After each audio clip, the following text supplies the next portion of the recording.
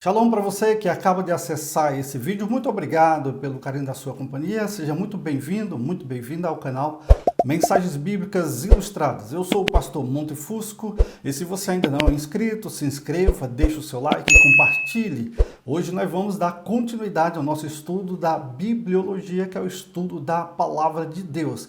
Seja muito abençoado através desse estudo. Eu espero que Deus possa falar grandemente ao seu coração. Vamos ao nosso estudo. Bem, sobre a revelação especial, nós falamos que Deus se revelou de modo especial de pelo menos três maneiras. Por meio de teofania, pelas escrituras sagradas e pela sua encarnação. Ok, você pode me perguntar o que significa teofania. Pois bem, é a manifestação ou revelação de Deus, ou seja, um encontro pessoal com o divino de forma observável e tangível.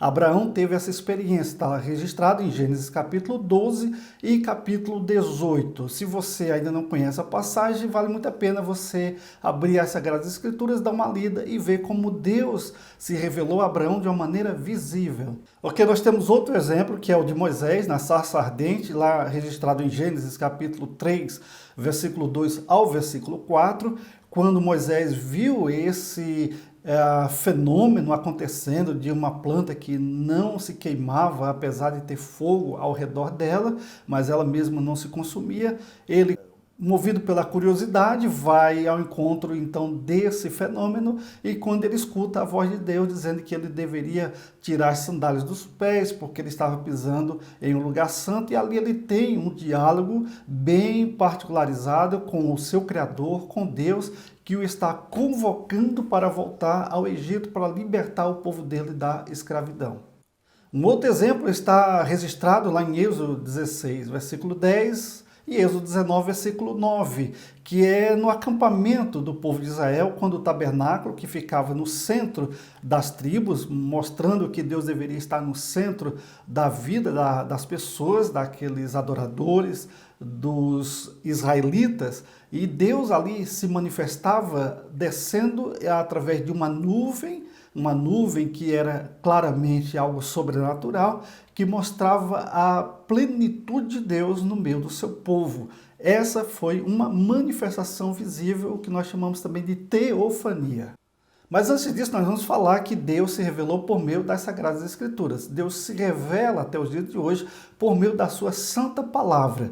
Uma parte importante da revelação de Deus é a sua palavra, que é a Bíblia. Deus, de forma milagrosa, guiou os autores das Escrituras a registrarem corretamente a sua mensagem à humanidade. Nós costumamos dizer que a Bíblia fechada é um livro qualquer, mas a Bíblia aberta é Deus falando ao leitor. Eu não tenho dúvida nenhuma disso, porque todos nós que somos cristãos já temos a experiência de literalmente vermos Deus falando, ouvirmos Deus falando, sentirmos Deus falando aos nossos corações por intermédio da sua palavra. É algo que é dito ao nosso espírito, nós não temos absolutamente nenhuma dúvida.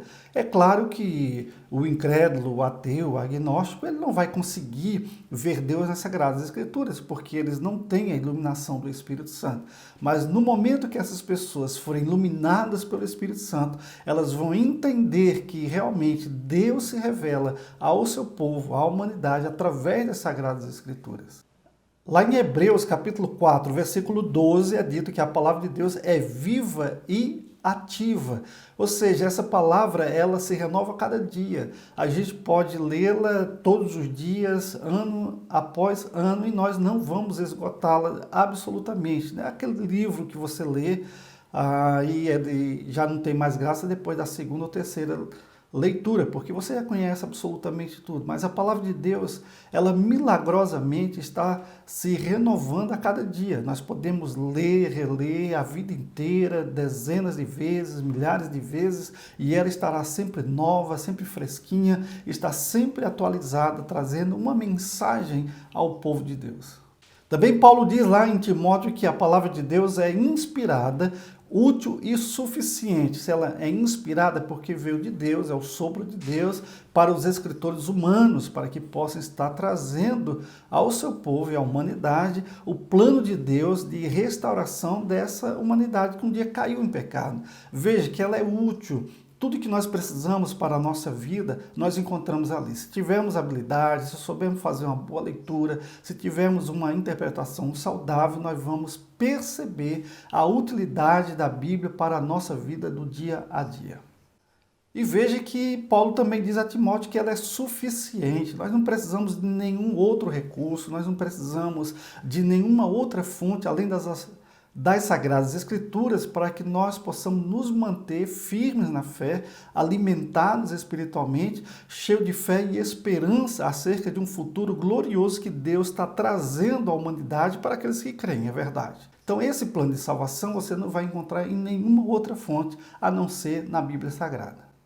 Sim, nós podemos dizer que o universo fala da grandeza de Deus, conforme está escrito aí em Salmos, Isaías, mas somente a Bíblia mostra a sua redenção. Lá em Salmo 119 diz assim: a salvação está longe dos ímpios, pois eles não buscam os teus decretos. Se uma pessoa não abrir a Bíblia, não começar a fazer uma análise ali séria, honesta, para saber qual é a vontade de Deus, como é que o homem pecador pode ser salvo da condenação vindoura, ele não vai ter condições nenhuma de poder ter um dia essa convicção de que os seus pecados foram perdoados e que ele vai para a eternidade. E eu reitero aqui dizendo que somente a Bíblia tem a mensagem de salvação.